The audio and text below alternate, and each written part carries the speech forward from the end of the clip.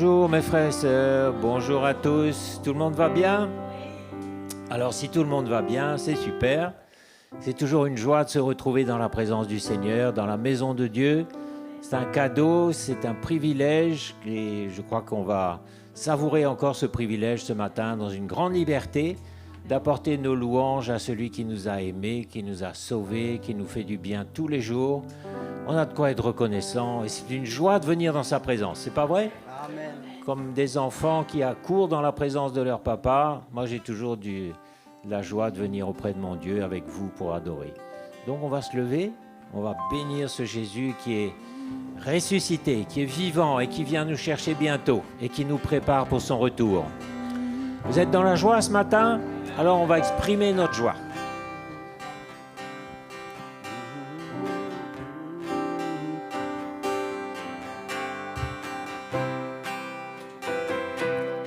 Nouveau réunis pour louer le Seigneur, à nouveau réunis d'un même cœur, à nos besoins il répond, oui notre Dieu est bon, à nouveau réunis pour louer le Seigneur.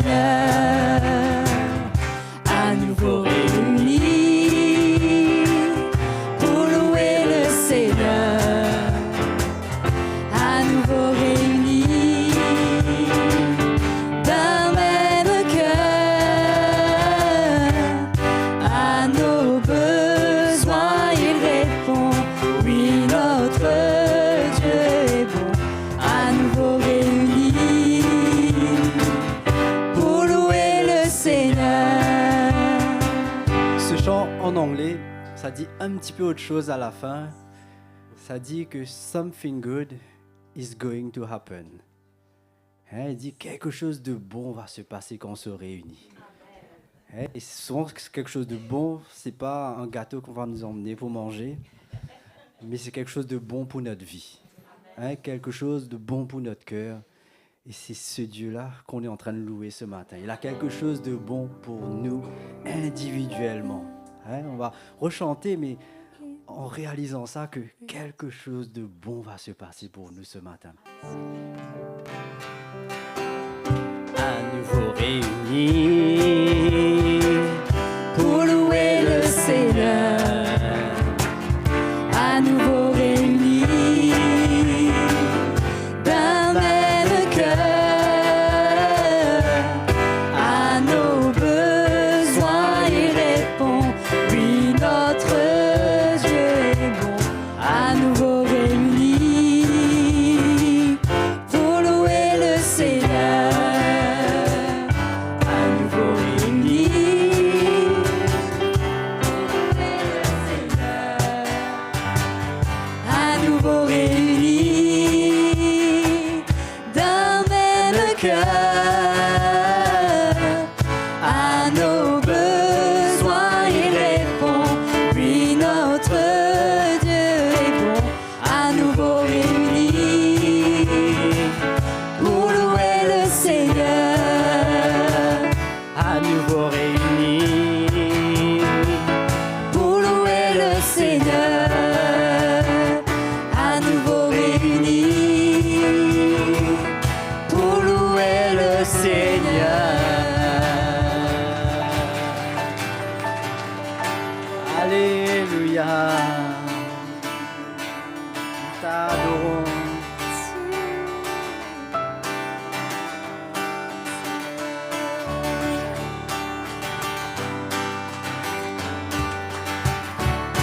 Oh, quelle joie, oh, quelle joie quand on me dit allons à la maison de l'Éternel.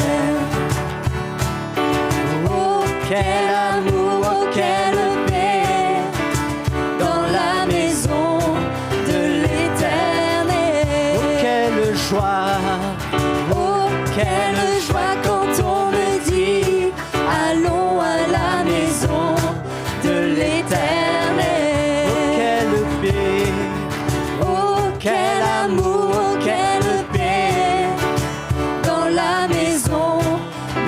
l'éternel.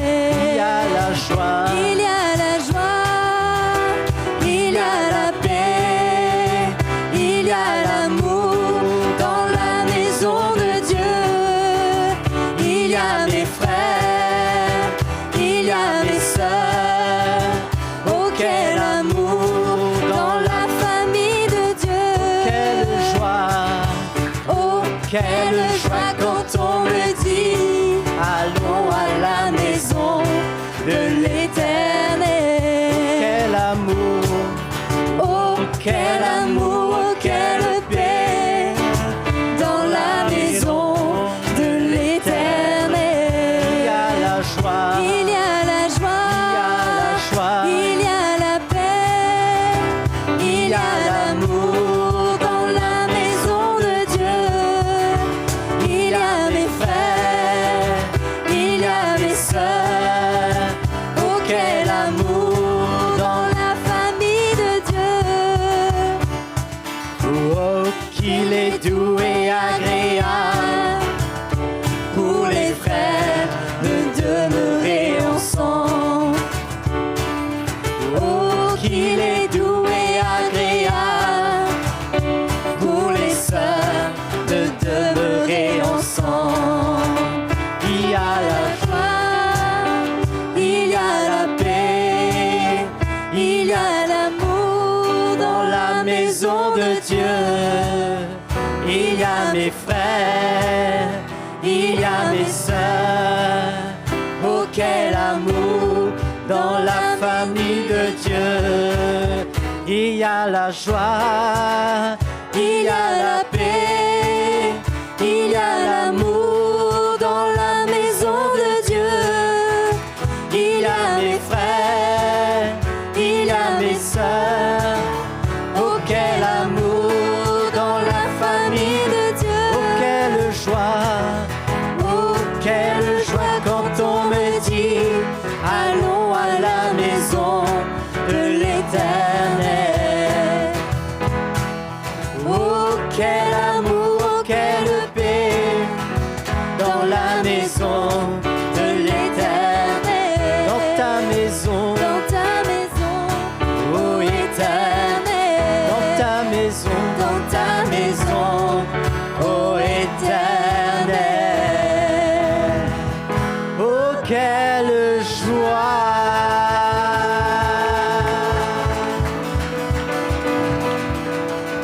Alléluia. Alléluia. Acclamons le Seigneur ce matin. Alléluia. Mais encore, c'est une joie de pouvoir louer notre Dieu. Hein, louer ce Dieu. Ah, il n'a pas de limite. Hein, nous, on a des limites, mais notre Dieu n'a pas de limite. Hein, notre Dieu, avant même qu'on lui demande, il est déjà devant nous. Hein, il a déjà ouvert la porte. Et combien c'est ce Dieu que nous servons. Hein, ce matin, c'est une journée qu'il nous donne encore pour pouvoir le louer ce matin.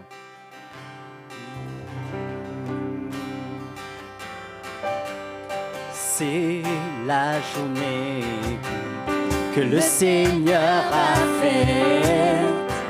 Je me réjouis et le célèbre.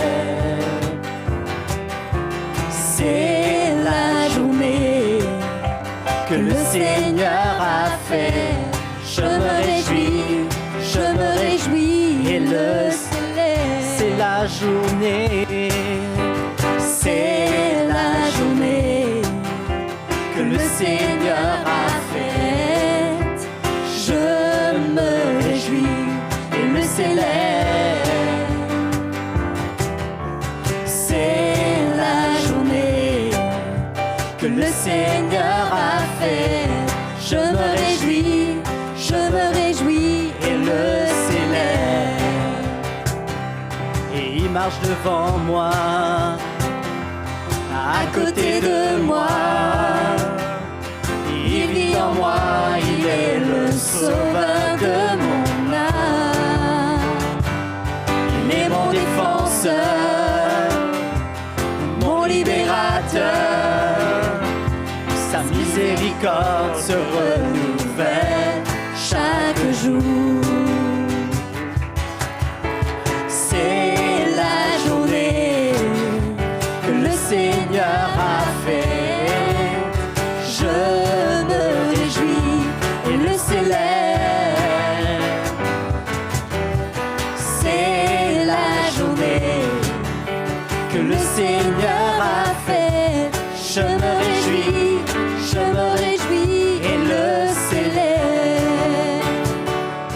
Il marche devant moi, à côté de moi. Il vit en moi, il est le sauveur de mon âme. Il est mon défenseur, mon libérateur. Sa miséricorde se renouvelle chaque jour. C'est la journée que le Seigneur a fait. Je me réjouis et le célèbre. C'est la journée que le Seigneur a fait. Je me réjouis et le célèbre. Je me réjouis et le célèbre. Je me réjouis et le célèbre.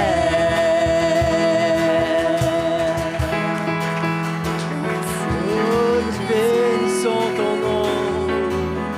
Nous bénissons ton nom, Jésus. Nous te rendons gloire, Seigneur. Quelle joie d'être dans ta maison. Quelle joie d'être dans ta présence, Seigneur. Oh, nous adorons ton nom. Nous bénissons ton nom, Jésus. Tu es notre Dieu, Seigneur. Nous te louons, Seigneur.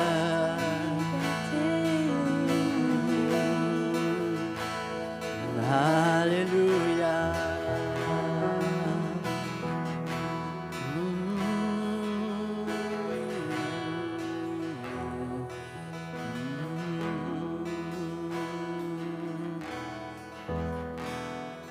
Il est exalté, le roi est exalté très haut. Je le louerai. Il est exalté pour toujours, exalté, et je louerai son nom. Il est Seigneur, sa vérité régnera. Tout l'univers ensemble on se réjouira. Il est exalté, le roi est exalté très haut. Il est exalté. Il est exalté, le roi est exalté très haut. Je le louerai. Il est exalté pour toujours, exalté, et je louerai son nom. Il est Seigneur, sa vérité régnera. Tout l'univers ensemble on se réjouira. Il est exalté, le roi est exalté très haut. Il est Seigneur, il est Seigneur, sa vérité régnera. Tout l'univers ensemble on se réjouira. Il est exalté, le roi est exalté très haut. Il est exalté, le roi est exalté très haut. Il est exalté. Il est exalté, le roi est exalté très haut. Alléluia. Oh, nous te louons, Seigneur. Oh, nous bénissons ton nom, Jésus.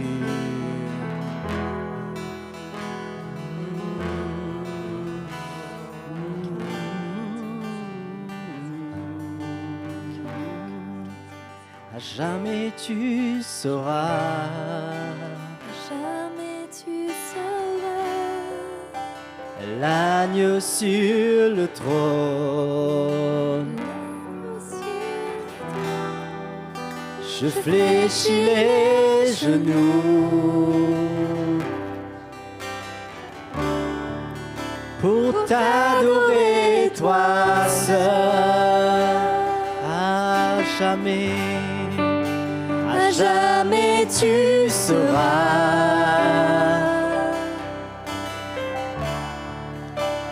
L'agneau sur le trône.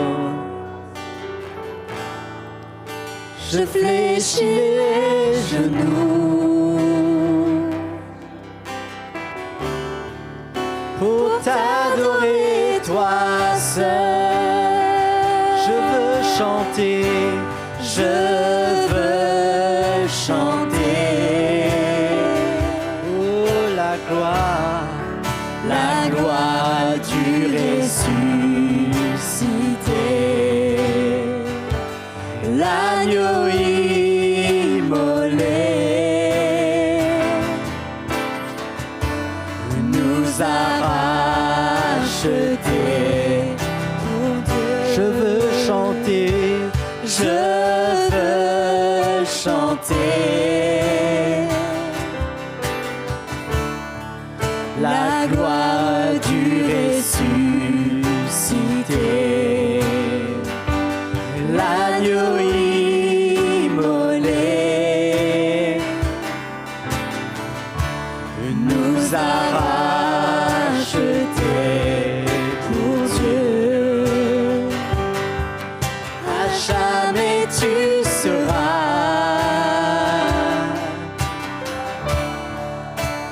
l'agneau sur le trône. Je fléchis les genoux. Je fléchis les genoux pour t'adorer, toi seul. Les cieux proclament, les cieux proclament la gloire du ressuscité. Rien n'est égal, rien n'est égal à la beauté du Seigneur. Les cieux proclament, les cieux proclament ta gloire, Seigneur. La gloire du ressuscité. Rien n'est égal, rien n'est égal à la beauté du Seigneur. À jamais tu seras l'agneau sur le trône. Je fléchis les genoux pour t'adorer, toi seul. À jamais tu seras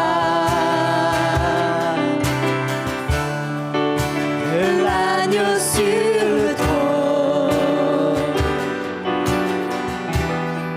Je fléchis les genoux pour t'adorer, toi seul. Louons, Seigneur, magnifions ton nom, Jésus. À toi la gloire, à toi l'honneur, Seigneur. Tu reviens, Jésus. Voici, viens. Au son de la trompette, chevauchant les nuées, brillant comme le soleil, élève ta voix. C'est l'année du jubilé et du mont Sion vient le salut. Voici, viens. Au son de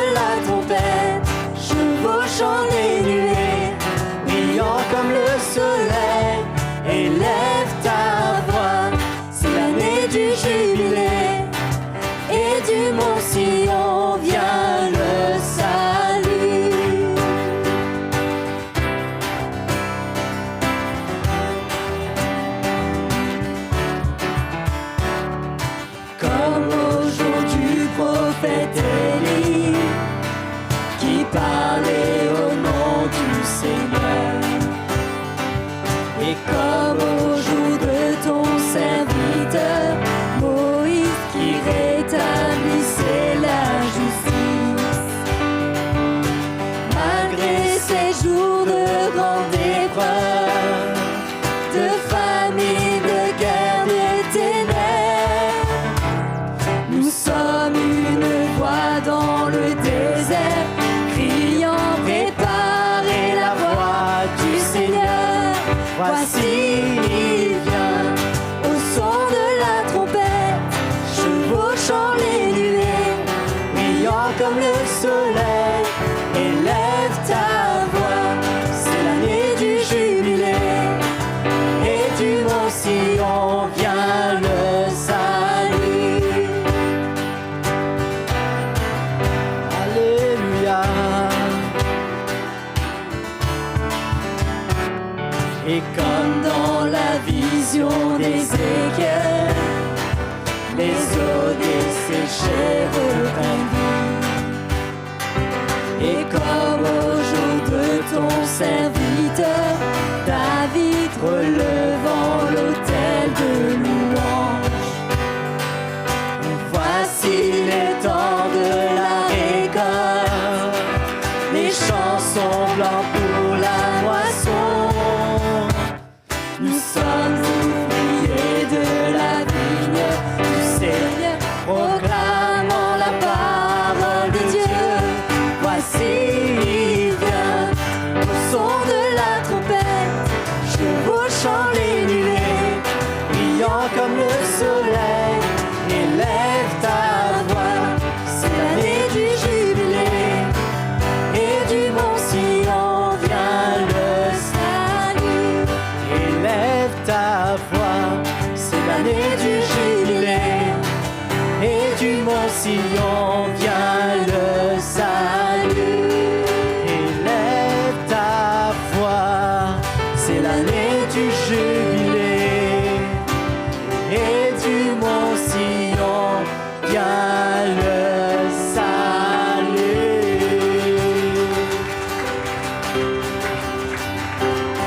Alléluia. Merci Jésus.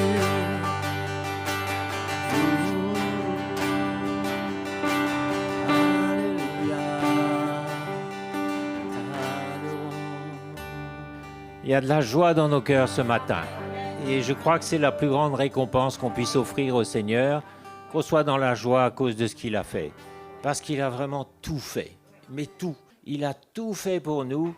Donc sa récompense qu'on peut lui offrir ce matin, c'est de se réjouir. Dire Seigneur, merci. Car tu ne pouvais pas faire plus. Tu as fait plus que tout ce qu'on pouvait exiger ou demander. Et en plus, on a la vie éternelle. On a le pardon de nos péchés. Il revient nous chercher bientôt. Et en comparaison de tout ça, les menues inquiétudes que nous pouvons avoir, c'est bien peu de choses. Hein? Donc on se réjouit ce matin et on va continuer les réjouissances. On va prendre un petit temps pour l'offrande. Si, voilà, alors tu peux apporter le panier.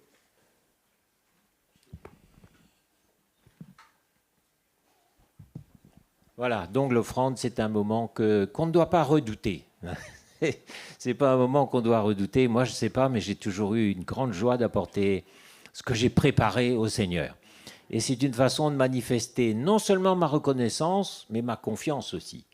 Parce que quand je donne, il y a un peu de ma confiance qui est dedans, parce que mes petits sous, j'en ai besoin pour vivre, mais je sais que c'est le Seigneur qui me les a donnés. Et il me dit, mais je te donnerai toujours assez pour que tu puisses donner. Et d'ailleurs, je vais lire un petit verset dans 2 Corinthiens 9 au verset 6.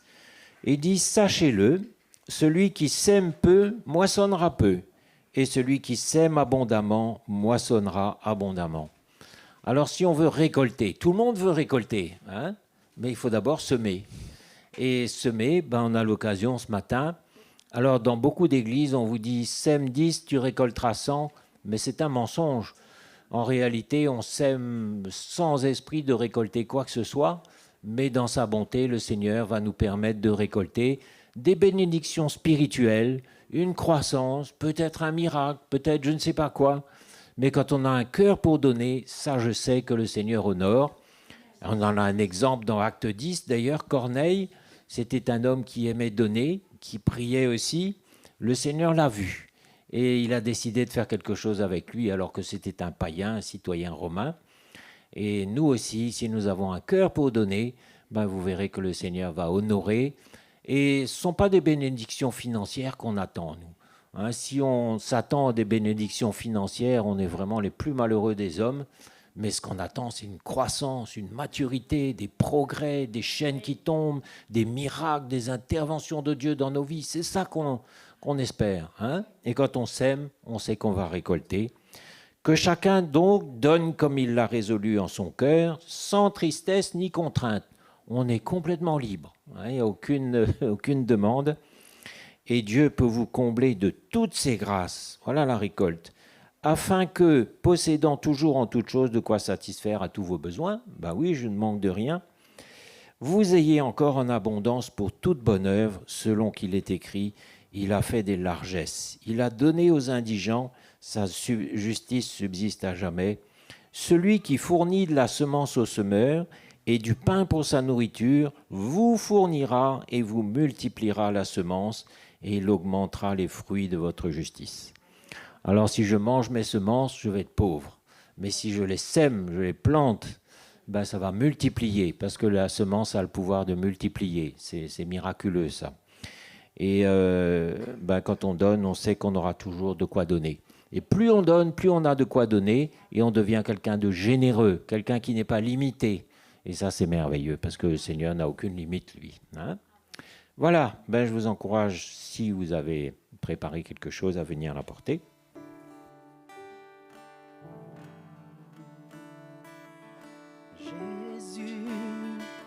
Est avec nous, qui sera contre nous? Jésus est avec nous, qui sera contre nous? Un jour, dans ses parvis, vaut mieux que mille ailleurs. Un jour, c'est pas vie, vaut mieux que mille ailleurs. Jésus est avec nous, qui sera contre nous? Jésus est avec nous, qui sera contre nous? Je suis dans la joie quand on me dit allons à la maison de l'Éternel. Je suis dans la joie quand on me dit allons à la maison de l'Éternel. Allons à la maison de l'Éternel. Allons à la maison de l'Éternel.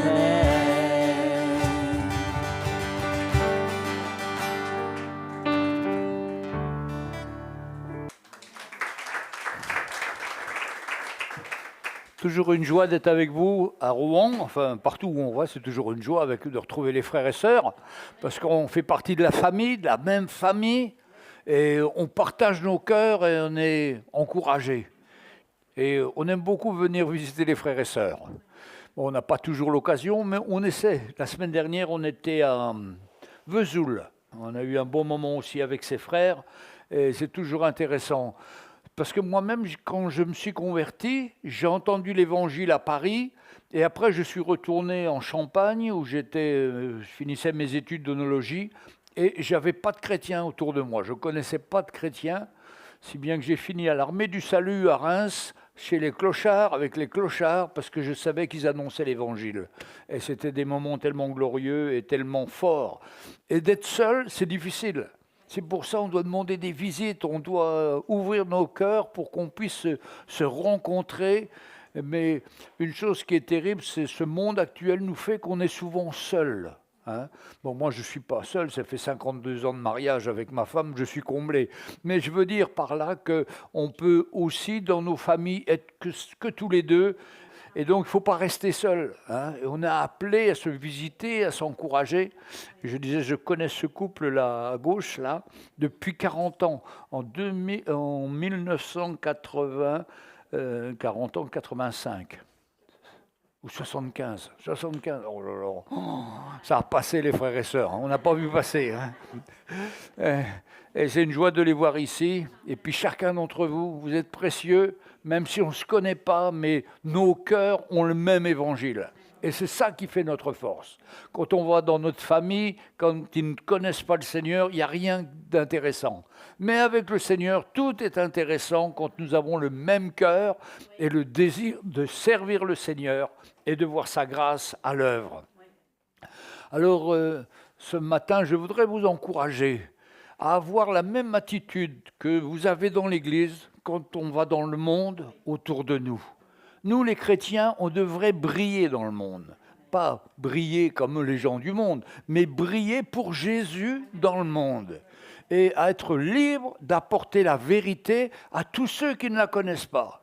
Moi, je rends grâce à Dieu que j'étais étudiant, j'étais tout seul, je ne connaissais pas le Seigneur, et j'ai eu la grâce d'un jeune où je l'ai vu en bas dans une réunion d'étudiants, j'ai été le voir et il m'a parlé de Jésus. Au début, je l'ai pris pour un fou, je dis mais il est malade et tout. Et puis en discutant avec lui, c'est lui qui m'a montré que Jésus est la réponse à nos problèmes, à nos situations, et que de recevoir la paix de Jésus, la joie de Jésus, il n'y a pas de plus beau cadeau dans ce monde. Quand on connaît Jésus, on n'est plus le même. Et le 15 mai 71, j'ai donné mon cœur au Seigneur. Ça fait donc 74, non, quand même pas 54 ans. 54 ans, ça fait longtemps quoi. Mais la joie du Seigneur est toujours dans mon cœur. Et ce que je dois veiller, c'est de ne pas devenir des gens religieux. Venir parce que c'est dimanche pour aller au culte, je m'habille bien et tout ça. Bon, c'est pas de problème de bien s'habiller, hein, mais c'est une attitude de cœur qu'on doit avoir. Jésus est vivant, on sert un Jésus qui est vivant, et il ne faut pas que la religion nous paralyse, parce que ça nous paralyse, ça nous fait faire être semblant avec un beau sourire.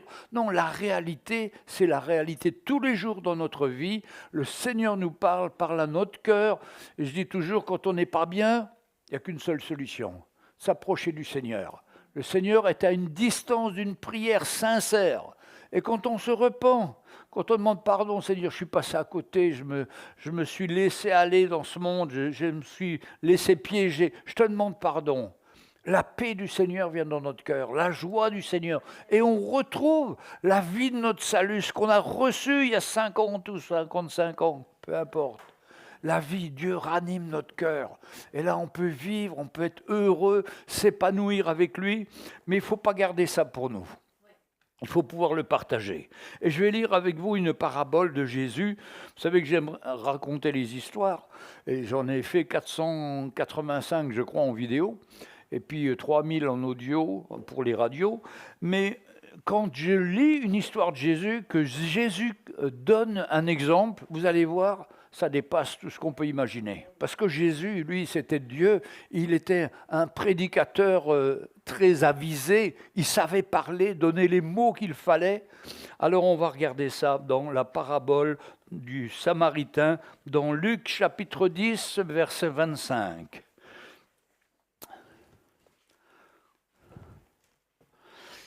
Un docteur de la loi se leva et dit à Jésus pour l'éprouver, « Maître, que dois-je faire pour hériter la vie éternelle ?»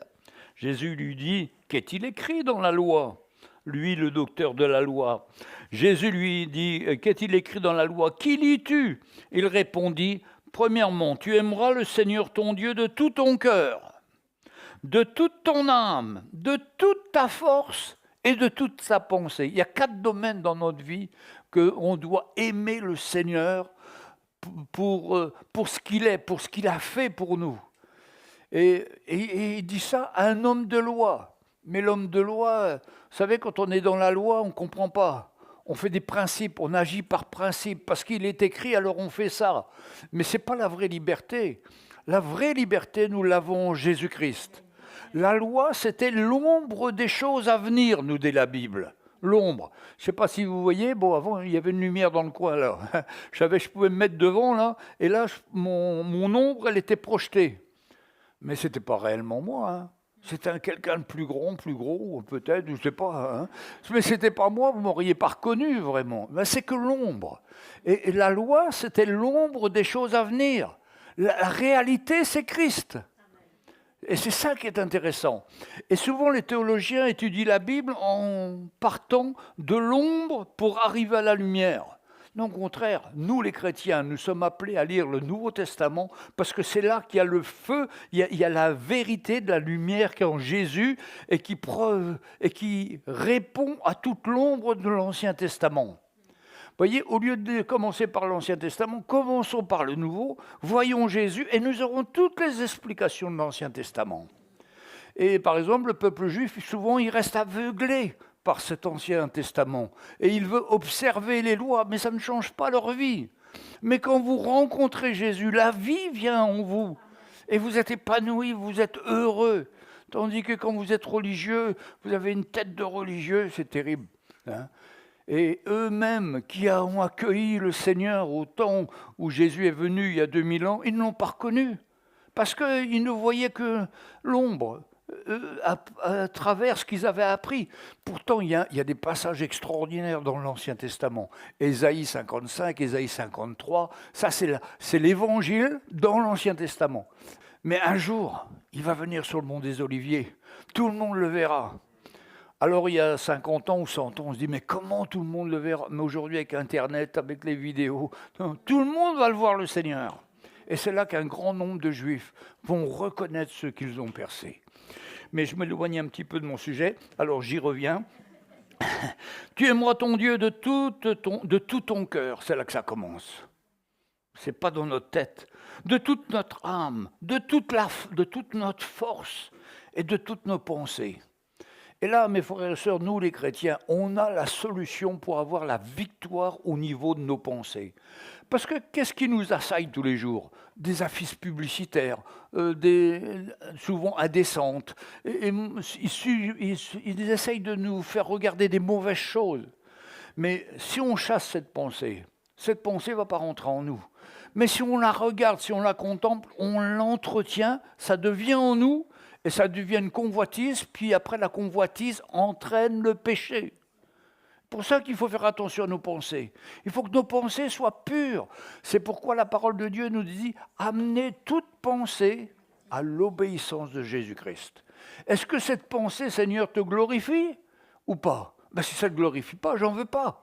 Je la laisse de côté. Je te fais confiance. Donne-moi une pensée selon ta parole, Seigneur. Et la Bible nous dit, tu es dans le monde, mais pas du monde. Mais tu es dans le monde, parce que tu vis dans le monde, mais tu n'es pas du monde. Et tu dois te rappeler que toi, tu as été sauvé, mis à part. Et ça veut dire ça aussi, l'Église, mis à part, les gens qui sont mis à part. Tout ça, vous êtes des mis à part par le Seigneur. Alors nous ne nous mélangeons pas avec ce monde, mais gardons nos pensées pures à la gloire de Jésus. Et puis, il dit, et ton prochain comme toi-même. Les frères et sœurs, on a beaucoup de progrès encore à faire. Hein. Ton prochain comme toi-même. Ça fait penser à ce que Jean-Charles disait tout à l'heure sur les offrandes. Quand tu vois quelqu'un qui est pauvre, qui est misérable, on rate souvent. Mais on doit aimer cet homme-là quand même. On ne le connaît pas. Alors, lui, pour se justifier, on est très fort, nous, pour se justifier. Je me rappelle une fois, Audrey vient chez nous et elle écoute notre témoignage qu'on veut faire. Elle dit, mais vous devez venir à Maurice. Vous allez grandir là-bas, il y a une école biblique. Alors moi, j'ai dit, comme un religieux, attends, Audrey, il faut d'abord que je prie pour avoir une conviction du Seigneur. Mais elle me dit, mais c'est le plan du Seigneur, comment tu as besoin de prier? Elle avait raison. Parce que des fois, on se donne des excuses comme ça. Il faut que je prie. Mais non, mais le plan du Seigneur, il est dans notre cœur. On ressent si c'est du Seigneur ou pas. Le Seigneur, il viendra toujours pour nous faire grandir avec lui. C'est son plan. Il ne veut pas qu'on reste dans notre désert à tourner en rond. Et alors lui, il dit, lui voulant se justifier, il dit à Jésus, mais qui est mon prochain? Alors Jésus reprit la parole et lui dit, un homme descendait de Jérusalem à Jéricho. Il descendait. Et on parle du monde aujourd'hui, il descend de plus en plus. Vers quoi? Vers le péché. vers les choses mauvaises, de plus en plus. Il tomba au milieu des brigands qui le dépouillèrent, le chargèrent de coups et s'en allèrent, le laissant à demi-mort. Un sacrificateur qui fortuitement descendait dans le même chemin, ayant vu cet homme, passa outre. On continue. Un lévite qui arrivait aussi dans ce lieu, l'ayant vu, passa outre. Mais un samaritain qui voyageait étant venu là, fut ému de compassion lorsqu'il le vit. Alors il s'approcha, banda ses plaies en y versant de l'huile et du vin, puis le mit sur sa propre monture, le conduisit à une hôtellerie et prit soin de lui. Le lendemain, il tira 2 deniers, les donna à l'autre et dit « Aie soin de ce que tu dépenseras, et soin de lui, et ce que tu dépenseras de plus, je te le rendrai à mon retour. » Alors il interroge ces 3, ce docteur de la loi, « Lequel de ces 3 te semble avoir été le prochain de celui qui est tombé au milieu des brigands ?» Jésus lui dit pas, répond pas à sa question, « Et qui est mon prochain ?» Il lui dit, « Lequel de tes 3 te semble avoir été le prochain de celui qui est tombé au milieu des brigands ?» C'est-à-dire, est-ce que toi, tu es capable d'être le prochain de celui qui est frappé par les brigands? C'est-à-dire celui qui est fini. Est-ce que tu as encore en toi ce cœur pour t'arrêter et prendre soin de celui qui est mal en point, qui a besoin d'aide?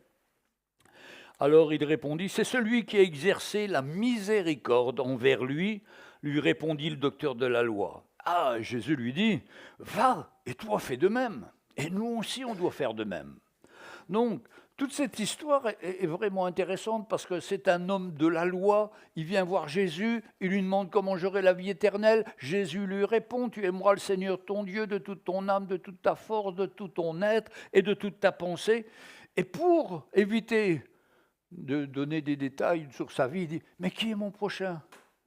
Et Jésus, qui est un fin prédicateur, un homme qui était meilleur que nous tous, que personne, même sur la terre, il va prendre un exemple. Et il sait que c'est un juif, et il va raconter qu'un homme est tombé, il a été attaqué dans un virage, et qu'il y a 3 personnes qui sont passées. Un sacrificateur, c'est-à-dire un homme élevé dans la religion juive, un lévi, qui fortuitement descendait sur le même chemin. Ayant vu cet homme, il passa outre. Il l'a vu, mais il a passé outre. Le deuxième, c'était un lévite qui arriva aussi dans ce lieu, l'ayant vu, et il passa outre. Des fois, on peut voir la misère des gens et puis passer outre. Mais un Samaritain, les Samaritains, c'était un peuple qui était rejeté par les Juifs. Parce qu'en l'an 446 avant Jésus-Christ, il y avait la Samarie, Israël a été envoyé captif dans différents pays du Moyen-Orient, et ils ont mis à la place des gens qui venaient de la Mésopotamie, qui se sont installés en Samarie, mais qui n'étaient pas des Juifs. Et ça a toujours été un mélange entre le judaïsme et puis la religion qu'ils ont créée, qui était la samaritaine. La religion samaritaine. Et eux, ils adoraient sur le mont Garizim, tandis que les autres, ils étaient sur le mont Sion à Jérusalem, les vrais juifs. Et quand Jésus va voir cette samaritaine, et la femme lui dit, mais est-ce que c'est au mont Garizim qu'on doit adorer le Seigneur, ou sur le mont Sion? Et Jésus lui dit, ce n'est ni là, ni là-bas, mais c'est en esprit qu'on adore le Seigneur. Et ces pauvres samaritains, ils étaient rejetés. Et là, Jésus, il utilise pour parler à un docteur de la loi un exemple d'un Samaritain. Vous voyez la pédagogie, vous voyez comme jusqu'où il a réfléchi, il a cette idée-là qui est extraordinaire. Il lui parle d'un Samaritain, c'est-à-dire un gars rejeté de tous. Est-ce que vous connaissez le nom du Samaritain? Vous lisez votre Bible? Vous connaissez le nom du Samaritain? Ben moi non plus, ne vous inquiétez pas. Je ne connais pas sa religion. Je ne connais pas son histoire, je ne sais pas s'il est riche ou il est pauvre, mais notre prochain, c'est ça. Celui qu'on ne connaît pas, c'est l'origine, le pays, la couleur, tout ce qu'on peut faire comme catégorie dans ce monde. Tout ça, ça n'existe pas. Le prochain, c'est n'importe qui. Ça peut être le pauvre, Ça peut être l'homme riche qui roule en voiture décapotable, qui est habillé en costume 3 pièces, qui a un attaché-caisse, un businessman, mais qui est un alcoolique et que derrière cette belle apparence, c'est un alcoolique. C'est un homme fini par l'alcool, détruit par l'alcool. Ou ça peut être ce clochard qui est au bout de la rue, qui est notre prochain aussi. Et puis, entre les deux, il y a de la marge. Mais nous, notre appel, c'est de prendre soin, d'être une aide pour notre prochain, pour ceux qu'on ne connaît pas. Au lieu de passer, pouvoir s'arrêter. Mais qu'est-ce qui a fait la différence qu'ils se sont arrêtés ? Ah ben, le premier, le sacrificateur, il a regardé, il est passé par le même chemin, il a vu cet homme, il passe outre. Il n'y a rien qui se passe dans son cœur. Son regard, il le voit, mais comme s'il ne le voyait pas. Un lévite, il arriva aussi dans ce lieu, il l'a vu, il passe outre. Mais qu'est-ce qu'il y avait dans le Samaritain qui était différent ? Un Samaritain qui voyageait, étant venu là, écoutez ça, fut ému de compassion. Ému de compassion. Ça, c'est ce que nous devons ressentir quand nous voyons la misère des gens, quand ils sont dans le péché ou quand ils sont dans des situations humaines catastrophiques. Il y a dans notre cœur quelque chose qui doit arriver, un sentiment de pitié pour cet homme, parce qu'il est malheureux, et se dire, mais cet homme-là aurait pu être moi avant que je connaisse le Seigneur. Et peut-être que même moi, avant de connaître le Seigneur, j'aurais été comme lui. Moi, j'étais alcoolique quand je ne connaissais pas le Seigneur. Et Dieu m'a libéré, la grâce du Seigneur. Et vous voyez, d'avoir ce regard ému. Maintenant, quand vous regardez Jésus, quand il voit la Samaritaine, ben, il a de la compassion pour elle. Quand il voit cette femme de Naïm, cette maman qui a perdu son fils, et qui est, vous savez, on va l'enterrer, il y a un cortège qui passe. À l'époque, il n'y avait pas de cercueil. Et on transportait le mort sur un espèce de chariot, et puis on le transportait jusqu'au cimetière. Et Jésus, il voit cette femme, et son cœur fut ému de compassion. Et il a fait arrêter le convoi. Il dit, arrêtez, arrêtez. Et Jésus, il ressuscite cet enfant. Vous savez, quand on est ému de compassion pour les autres, d'abord, on n'est plus tourné vers nous-mêmes. On regarde au Seigneur et on regarde aux autres. Et ça nous donne de réagir. Et quand Jésus a réagi, qu'est-ce qu'il a fait ? Il a fait un miracle, il a ressuscité cet homme. Après, Jésus est face à deux personnes qui avaient cette maladie là, de peau, qui est la lèpre. Ben, il les entendait crier derrière lui. « Seigneur, fais quelque chose pour nous, aie pitié de nous !» Et Jésus, là aussi, fut ému de compassion. Et il regarde et il prie pour eux et ils sont guéris. Bartimée, l'aveugle. « Oh, Seigneur, Seigneur !» Il crie après le Seigneur. Tout le monde dit « Tais-toi, tais-toi !» Mais il crie encore plus fort. Et Jésus entend la détresse de cet homme. Comme il entend notre détresse quand nous passons par des moments difficiles. Pour ça qu'il ne faut pas avoir peur de crier au Seigneur. On est fini, on est passé à côté, on s'humilie, on crie, et le Seigneur va être ému de compassion, et il va nous relever, il va nous tendre la main, et il va enlever cette tristesse pour y mettre sa joie et sa paix. Mais c'est le miracle permanent du Seigneur dans notre vie. Mais comme je disais, la solution, c'est à une distance d'une prière sincère, où on crie de tout notre cœur, et Jésus intervient. Il nous touche, il nous relève et on voit vraiment sa grâce. Ah là là, c'est merveilleux. Vous savez, si on veut évangéliser, il faut qu'il y ait dans notre cœur ces sentiments d'émotion face à la misère du monde. Et puis, il y a un deuxième chose qui répond, ce fameux docteur de la loi, il dit « C'est celui qui a exercé la miséricorde ». Il a dit, mais lequel a le mieux agi ? Eh bien, il explique que c'est le Samaritain parce qu'il a agi selon la miséricorde. Alors, c'est quoi la miséricorde ? J'ai entendu un prédicateur gitan dernièrement parler que la miséricorde, c'était la misère dont Dieu nous tirait avec une corde. Bon, il avait des problèmes avec l'étymologie française, hein, c'était son interprétation. Mais c'est pas ça. La miséricorde, c'est d'avoir de l'amour, de la pitié pour ces personnes qui souffrent. Ressentir dans notre cœur que ce n'est pas normal. Et je me souviens, nos enfants, quand ils étaient petits, il y avait un homme qui sortait les poubelles tous les jours dans un immeuble où on habitait. Et lui, il avait de la compassion, notre fils, pour lui. Il allait lui parler du Seigneur, il avait 6 ou 7 ans. Et souvent, nos enfants sont beaucoup plus sensibles que nous, parce qu'on étouffe tout ça. Mais il ne faut pas l'étouffer. Si ça vient du Seigneur, il y aura un plan du Seigneur pour qu'on puisse agir, être un instrument du Seigneur. Un troisième sentiment que je vois aussi, c'est que celui qui s'abaisse, il sera élevé. Nous, en tant que chrétiens, on ne doit pas croire qu'on est enfin, dans certaines églises, on prêche ça, qu'on est les fils de roi, qu'on est le summum, que c'est nous qui allons sauver la France. Pas du tout, pas du tout. Hein. Non, on sauve une âme par une âme. Hein. Mais on doit avoir un sentiment d'humilité. Seigneur, utilise-moi. Seigneur, c'est pas moi ça. Mais donne-moi un cœur tendre comme toi. Donne-moi un cœur où il y a la miséricorde dans mon cœur. C'est-à-dire, je me rends compte de la misère de ces gens et j'ai un cœur pour eux, pour leur parler de l'évangile, leur présenter l'évangile. Et c'est ça l'évangélisation. L'évangélisation ne doit jamais être une technique de distribuer les traités pour distribuer des traités. Non, et parce qu'on nous a dit c'est dimanche de l'évangélisation. Non, l'évangélisation pour nous ça doit être tous les jours. Parce que tous les jours on est confronté à des situations. Alors quel regard on va avoir ? Est-ce qu'on va avoir un regard sur la personne et dire Seigneur, donne-moi une parole, donne-moi quelque chose pour cette personne. Et là, vous allez commencer à parler, vous allez dire des choses que vous n'avez pas préparées, que c'est le Seigneur qui va conduire. Et la personne va dire, bah oui, c'est ça que j'ai besoin. J'ai un grand vide dans mon cœur, j'ai besoin de Jésus. Et comme ça, vous pouvez gagner son cœur et vous pouvez voir la main du Seigneur agir. Parce que le plan du Seigneur, c'est de sauver tous ceux qui sont perdus. Mais qui va-t-il utiliser ? C'est nous, c'est toi, c'est moi. Mais il faut s'y mettre au boulot. Et quand on se met au boulot avec la grâce du Seigneur, le Seigneur est fidèle. Il prend soin de nous.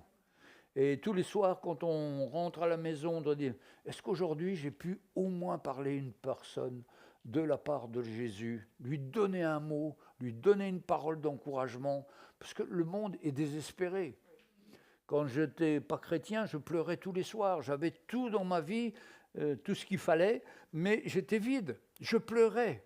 Mais heureusement que quelqu'un m'a parlé du Seigneur. Quelle grâce, qu'il a osé me parler du Seigneur.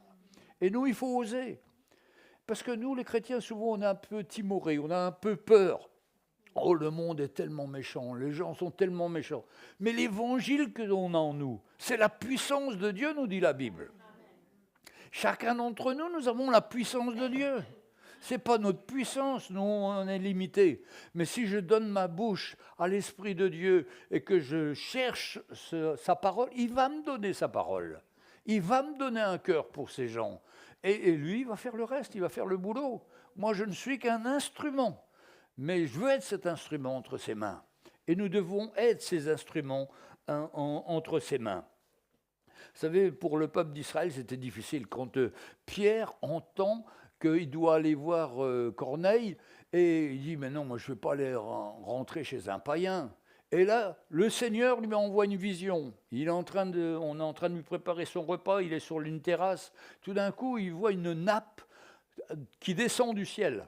Pas de l'enfer, hein, du ciel. Il voit bien que c'est du Seigneur, de la part du Seigneur. Avec tous des animaux impurs qui sont là.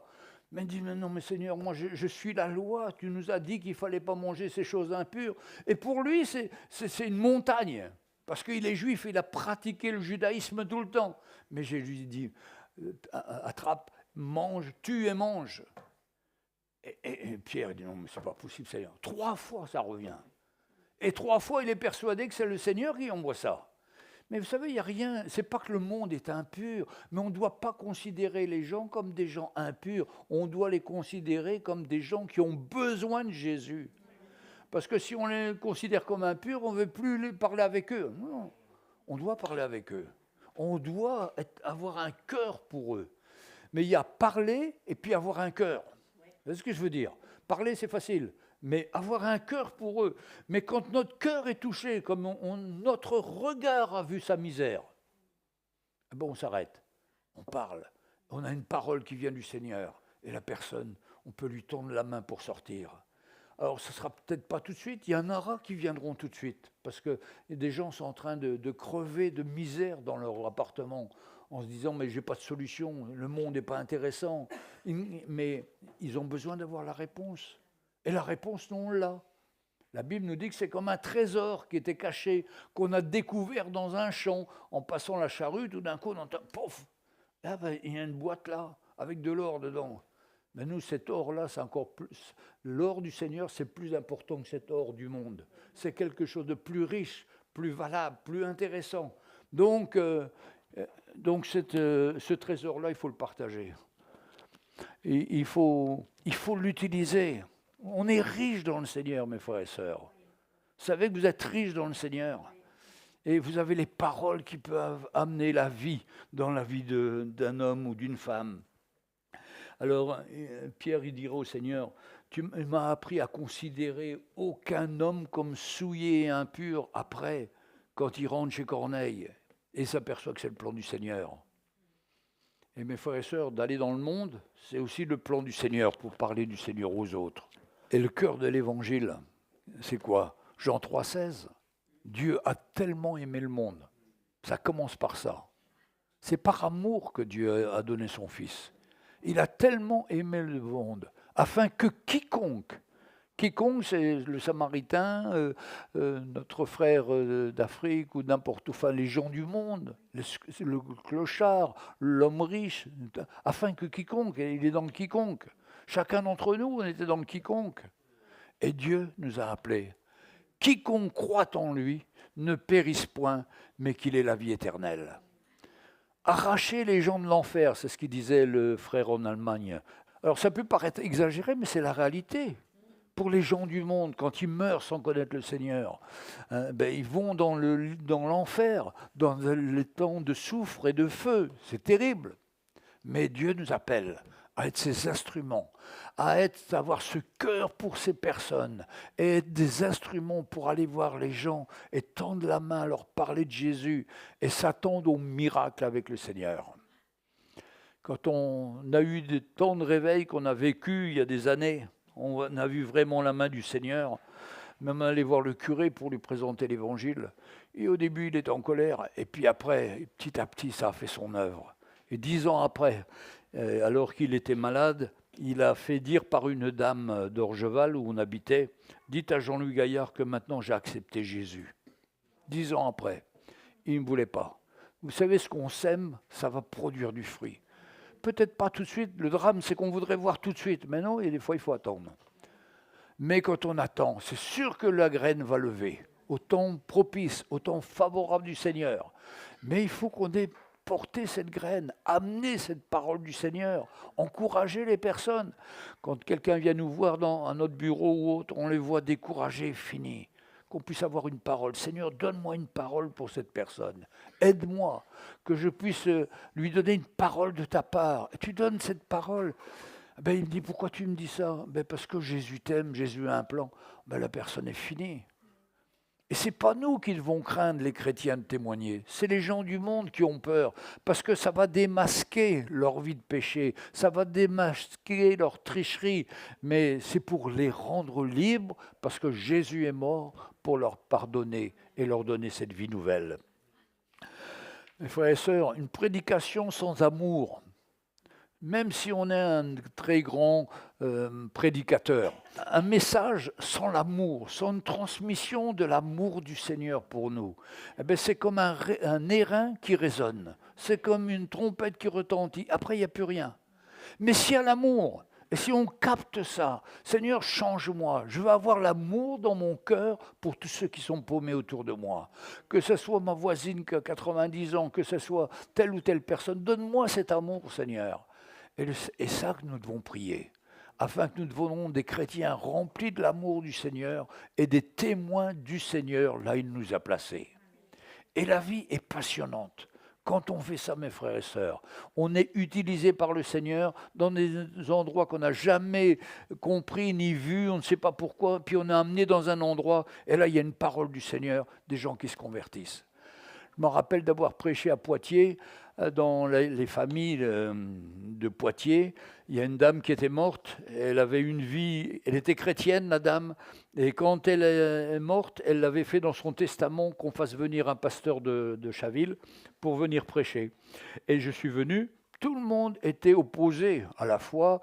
Il faut dire que la brave dame, pour avoir ses papiers en France, elle s'était mariée avec un Français qui lui avait proposé le mariage, mais elle a vu ça comme une bénédiction de Dieu pour avoir ses papiers. En réalité, c'était un gangster, il était en prison presque toute sa vie.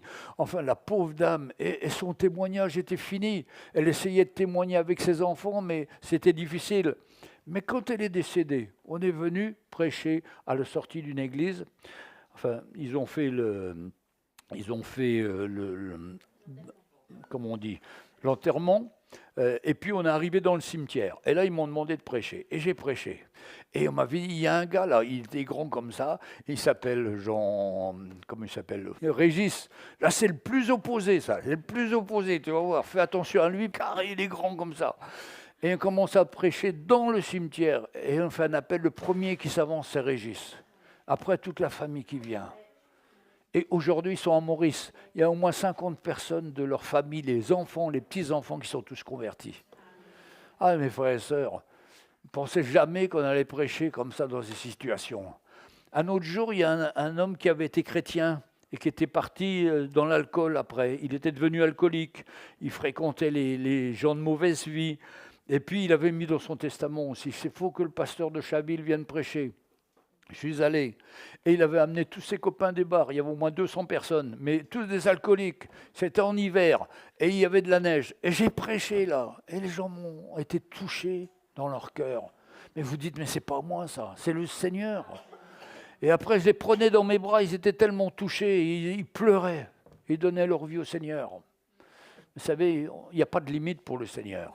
Le Seigneur veut nous utiliser, mais il faut être prêt à s'humilier, s'abaisser, et pas voir le prochain comme quelqu'un de sale, clochard ou autre. Non, non, c'est un potentiel d'un frère qui est là, ou d'une sœur. Prenons-les dans nos bras. Je me rappelle à Maurice, il n'y a pas longtemps, on faisait de l'évangélisation. On fait un appel, il y a au moins 15 hommes dedans. J'arrive premier, oh là là, ça sent le rhum. Le rhum. Deuxième rhum, troisième, les 15 le rhum. Mais je dis, ça fait rien, Seigneur, tu veux les dessouler en un instant. J'ai prié pour eux, pour que vraiment le Seigneur leur donne l'Esprit de Dieu et qu'ils puissent comprendre l'Évangile. Et ils ont donné leur cœur au Seigneur. Je ne sais pas où c'est venu après, mais c'est le plan du Seigneur. Peut-être qu'il y en a d'autres qui vont attendre 3 ans encore, ou 2 ans, ou 10 ans, on ne sait pas. Mais j'ai fait ce qu'il fallait. Et quand on fait ce qu'il faut de la part du Seigneur, qu'on a l'amour de la part du Seigneur, ça fait le travail. Et je ne voudrais pas être comme ce pharisien ou ce sacrificateur qui passe là et il voit, mais il passe outre. Il faut arrêter de passer outre. Il faut dire, Seigneur, si tu me fais passer là, c'est parce qu'il y a un plan, il y a ton plan.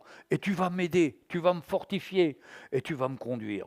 Et puis, on continue. Mais un Samaritain qui voyageait, était venu là, fut ému de compassion, exactement comme Jésus, lorsqu'il le vit. Il s'approcha, banda ses plaies. Vous voyez, quand quelqu'un est dans la situation difficile, il faut se donner. Il s'est approché. Il n'a pas gardé 1 mètre de distance. Il s'est approché. Il a bandé ses plaies. Donc il a touché même à ce qui était terrible, ces plaies qu'il avait sur lui. Il l'a soigné. Il y a versé de l'huile et du vin. Le vin, c'était pour désinfecter et l'huile, c'était pour adoucir. Puis il le mit sur sa propre monture. Il n'a pas simplement soigné puis il est parti.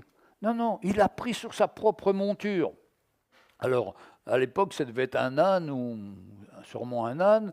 Il l'a pris avec lui, il l'a monté sur sa propre monture et puis il l'a emmené.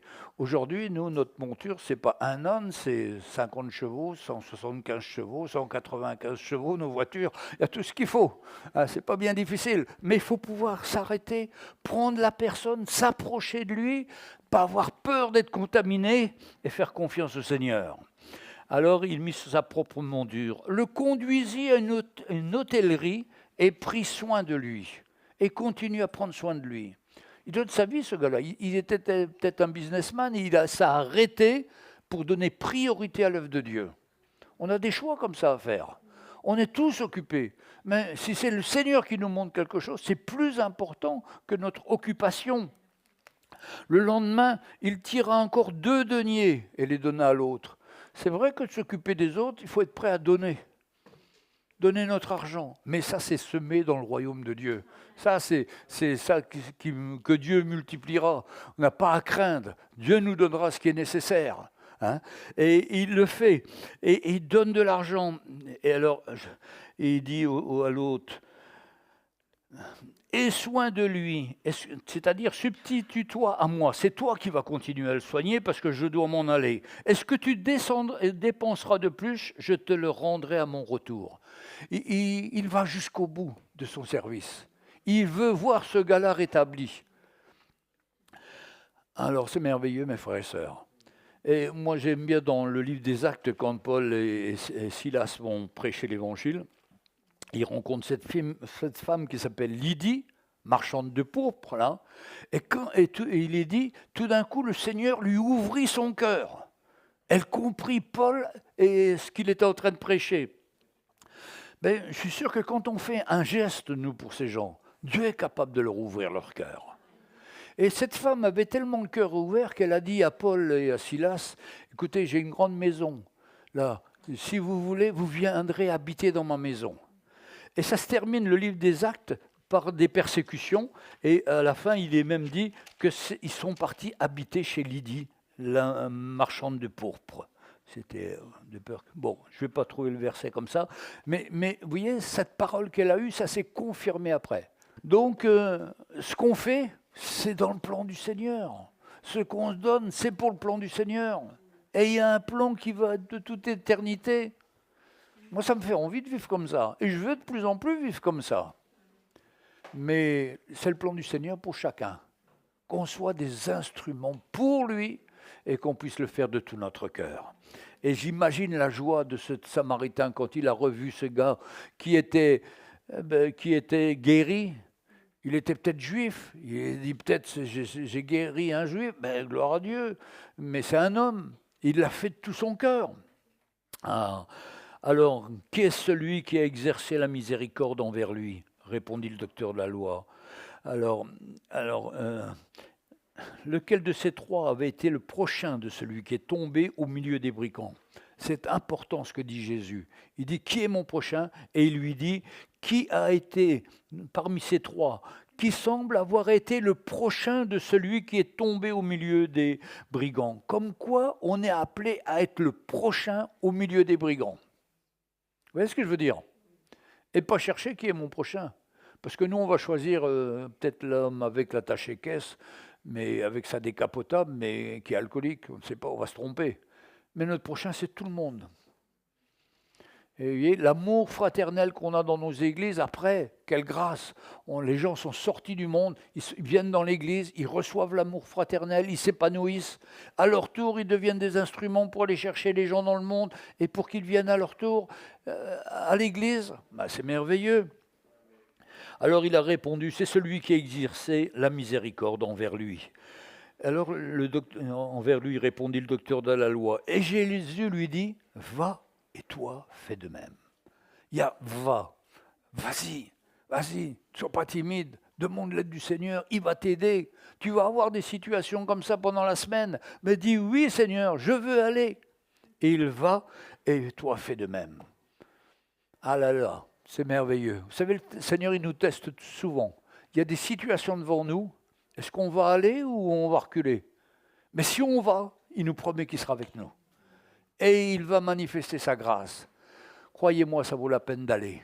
Ça vaut la peine de faire le premier pas. Et le Seigneur va nous aider. Et on va voir sa main. Et on va voir des miracles de la part du Seigneur. Amen. Mes frères et sœurs, on va se lever. On va prier le Seigneur. On va lui demander d'être comme ce Samaritain, un instrument entre ses mains. Et je suis sûr qu'il va nous utiliser. Et que vous aurez des témoignages, les uns et les autres, dans la semaine qui vient, où on va voir le Seigneur qui aura manifesté sa grâce. Parce que ça, c'est le plan du Seigneur pour chacun d'entre nous. Allez par tout le monde, évangéliser. Ah ben, le monde, il est là. Hein. C'est pas loin. Hein. Il n'y a pas besoin d'aller à l'île Maurice. Bon, Enfin, il faut y aller, mais c'est pour autre chose, pour se former. Mais je veux dire par là, des gens du monde, il y en a partout. Donc c'est là qu'on doit être autour d'eux pour leur parler de l'amour du Seigneur. Seigneur, merci Seigneur pour ta parole. Merci Seigneur pour ce que tu nous enseignes ce matin. Seigneur, tu nous as choisis, tu nous as mis à part. Et nous ne voulons pas être timides ou avoir la peur ou la crainte, parce que tu seras avec nous, Seigneur. Tu nous le dis. Si tu vas en mon nom, tu seras avec nous et tu vas manifester ta grâce. Seigneur, il y a tellement de gens qui nous attendent aujourd'hui et qu'on a besoin vraiment de se lever pour toi et d'être ces instruments que tu veux que nous soyons. Enlève toute insensibilité de nos cœurs, Seigneur. Nous ne voulons pas être des gens religieux, nous ne voulons pas des gens qui ne voyons pas la misère, mais nous voulons voir par la foi, en comptant sur toi et en nous mettant à l'œuvre. Et Seigneur, tu vas nous aider, tu vas nous conduire, tu vas nous fortifier et nous allons être des instruments entre tes mains. C'est à cela que tu nous as appelés, Seigneur. Et nous voulons rentrer dans les choses que tu as préparées d'avance pour chacun d'entre nous. Nous te prions, Seigneur, au nom de Jésus. Amen. Alléluia. Si quelqu'un parmi nous à qui ça parle à son cœur, et qui dit, moi Seigneur, je veux répondre. Bien, si vous voulez, on va prier pour lui ou pour elle. Si vous sentez que Dieu vous appelle, je veux prier avec vous, parce que je veux m'attendre à un miracle et je veux voir la main du Seigneur dans votre vie. Le Seigneur va vous aider. Est-ce que quelqu'un veut s'approcher pendant qu'on chante? Approchez-vous si vous avez besoin, et on priera pour vous, si vous le souhaitez. Approche-toi de lui et donne-lui ton cœur. Jésus est mort pour toi. Il veut te transformer. Chantons Alléluia.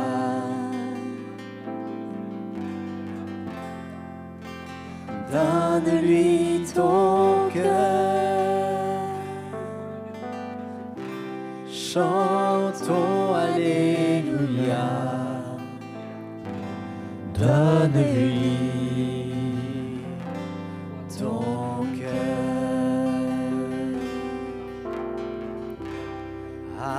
Approche-toi de lui et donne-lui ton cœur. Jésus est mort pour toi. Il veut te transformer. Chantons Alléluia.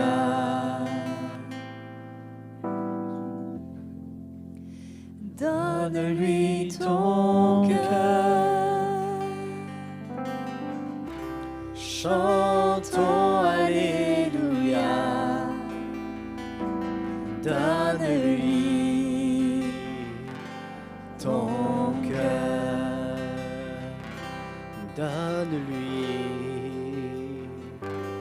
ton cœur, donne-lui ton cœur.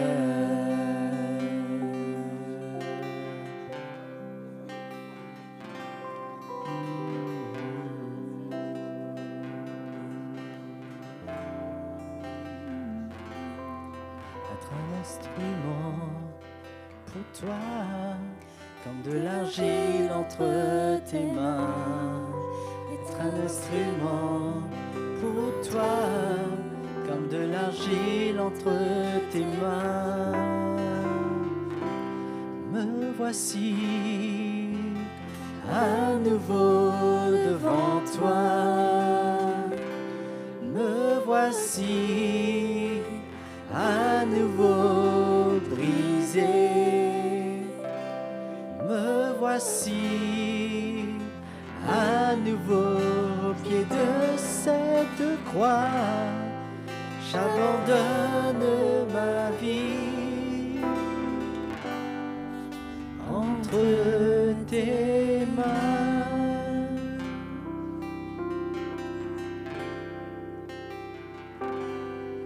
Être un instrument pour toi, comme de l'argile entre tes mains. Être un instrument pour toi, comme de l'argile entre tes mains. Être un instrument pour toi, comme de l'argile entre tes mains. Être un instrument pour toi, comme de l'argile entre tes mains. Me voici à nouveau devant toi. Me voici à nouveau brisé. Je voici à nouveau au pied de cette croix. J'abandonne ma vie entre tes mains.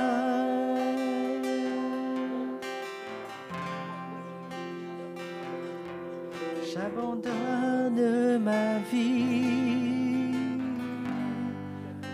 entre tes mains.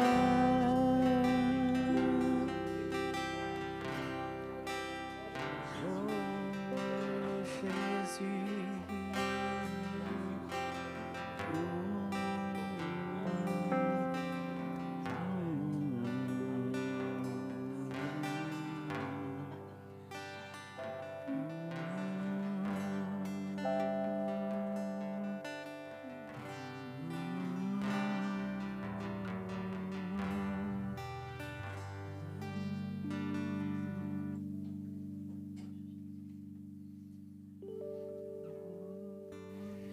Alléluia. Seigneur, tu nous as parlé ce matin, tu nous as parlé de ton cœur, de ton amour. Combien une chose est sûre pour chacun d'entre nous, c'est que tu nous as aimés comme personne n'aurait pu nous aimer. Mais nous aussi, nous voulons apprendre à manifester ce même cœur pour les perdus, parce que nous savons, Seigneur, que tu es venu pour les pécheurs. Et ton cœur, c'est de sauver un maximum de gens avant ton retour, qu'un maximum de gens échappent à cette destination terrible, mais qu'ils soient sauvés. Seigneur, pardonne-moi, car je n'ai pas ton cœur. Je reconnais, je sais, je n'ai pas ton cœur encore, Seigneur. Et je crois, mes frères et sœurs, que nous tous, nous devons considérer cette parole qui est venue ce matin, et que cette parole ne retourne pas à Dieu sans avoir accompli un effet en nous, sans nous avoir brisés, confrontés. Et certainement, nous passerons du temps à nous remettre en question et à crier à Dieu pour qu'il forme son cœur en nous. Moi, j'ai besoin d'un miracle, j'ai besoin d'une intervention.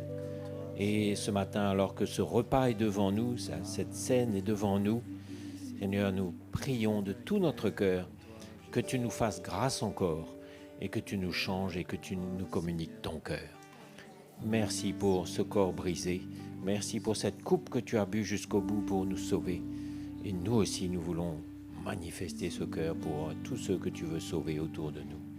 Merci Jésus pour ce repas. Mes frères et sœurs, on prend le pain et la coupe.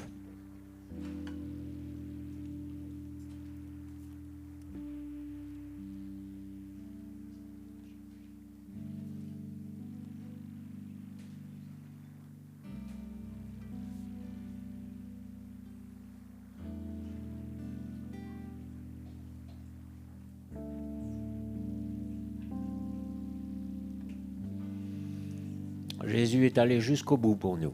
Il a tout supporté, tout enduré. Et nous aussi, on va apprendre à faire le 1000 de plus, à donner nos vies, parce qu'on ne vit plus pour nous, mais on vit pour tous ceux que Jésus veut sauver. Nous sommes ses mains, sa bouche, son cœur. Et certainement, moi je m'attends à des miracles aussi, comme dit mon frère Jean-Louis. Je m'attends à des miracles, chez moi d'abord, chez vous tous, parce que le Seigneur veut nous utiliser. C'est le temps, la moisson est mûre, comme on a chanté tout à l'heure. Donc on va bénir Jésus, on va louer, et le Seigneur va travailler nos cœurs. Ma vie est en toi, Seigneur, ma force. Est en toi, Seigneur, ma joie. Est en toi, Seigneur, en toi. Oui, en toi, ma vie. Est en toi, Seigneur, ma force. Est en toi, Seigneur, ma joie. Est en toi, Seigneur, en toi, oui, en toi. Avec ma vie, je veux te louer. Avec ma force, je veux te louer. De toute ma vie, de toute ma force, tout mon espoir est en toi. Ma vie est en toi, Seigneur, ma force. Est en toi, Seigneur, ma joie. Est en toi, Seigneur, en toi. Oui, en toi, ma vie. Est en toi, Seigneur, ma force. Est en toi, Seigneur, ma joie. Est en toi, Seigneur, en toi, oui, en toi.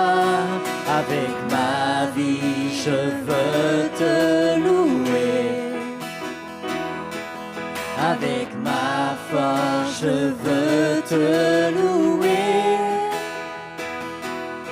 De toute ma vie, de toute ma force, tout mon espoir est en toi. Ma vie est en toi, Seigneur, ma force. Est en toi, Seigneur, ma joie. Est en toi, Seigneur, en toi, oui, en toi. Ma vie est en toi, Seigneur, ma force. Est en toi, Seigneur, ma joie. Est en toi, Seigneur, en toi, oui, en toi, oui, en toi, oui, en toi, oui, en toi.